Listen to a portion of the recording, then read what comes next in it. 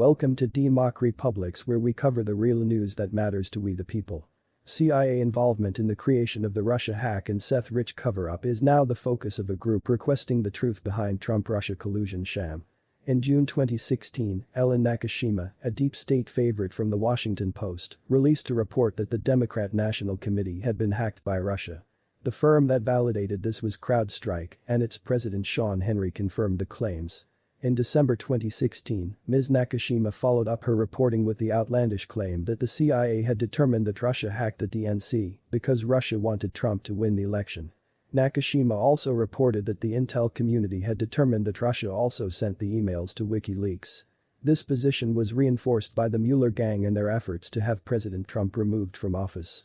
WikiLeaks did release DNC emails related to John Podesta, Hillary Clinton's campaign manager, in the months before the 2016 presidential election, which showed massive corruption combined with an elitist attitude from members of the Hillary Clinton team, all willing to do whatever it took to win the election. The Trump-Russia collusion narrative never really passed the smell test to us. It just sounded fraudulent from the start and even preposterous, and before on June 16, 2019, we presented arguments against the Mueller gang's assertion that the DNC was hacked by Russians. Cyber expert Yakov Appelbaum posted an incredible report with information basically proving that the DNC was not hacked by the Russians. Then, after years of being hidden by corrupt lying Representative Adam Schiff in Congress, a number of testimonies related to the Russia collusion sham were unveiled after Schiff received pressure from Richard Grenell, the acting director of National Intelligence, to release the transcripts. One transcript was from CrowdStrike's Sean Henry, who stated under oath that CrowdStrike had no evidence that Russia even exfiltrated the emails from the DNC. The whole Russia stole the DNC emails and sent them to WikiLeaks story was a fraud. Many people suspected that in 2016 a young man working for the DNC by the name of Seth Rich copied emails from the DNC and shared them with WikiLeaks. Mr. Rich was murdered in Washington, D.C. in July 2016, but his wallet, phone and watch were found on his person when the police arrived at the scene. We reported numerous oddities surrounding his death. For years the Seth Rich story has been covered up and labeled a conspiracy. However, we reported numerous incidents and activities within the deep state related to covering up the Seth Rich story. Judicial Watch released documents obtained in a FOIA request.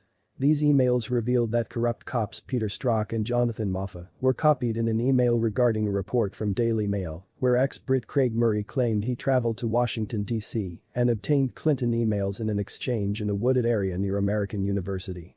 The Mueller gang never looked into the Seth Rich matter and never interviewed Julian Assange from WikiLeaks to determine who provided him the DNC emails which were reportedly the cause of the Russia collusion sham. Recently, transcripts of a conversation between George Papadopoulos and a confidential informant believed to be Stephen Halper were released by the DOJ.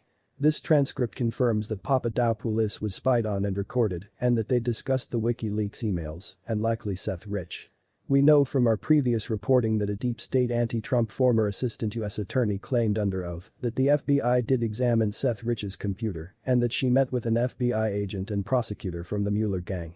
This indicates the meeting should have been recorded, but the FBI continues to claim no records related to Seth Rich are available.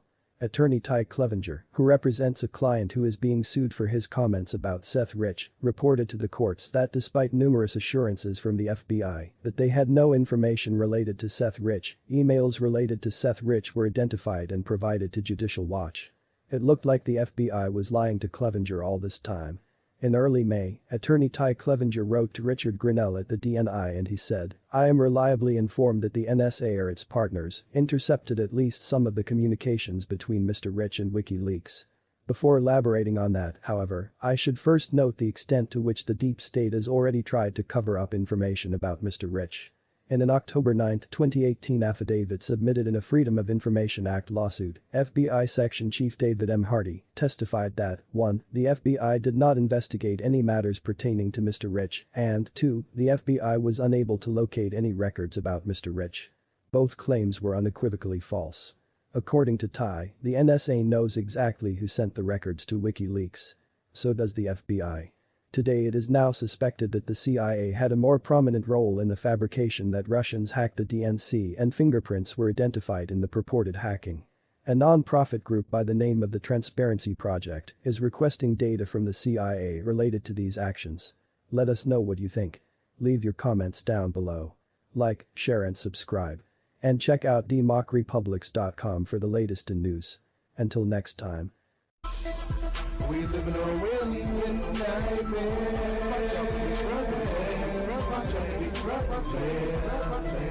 We live in a Orwellian nightmare.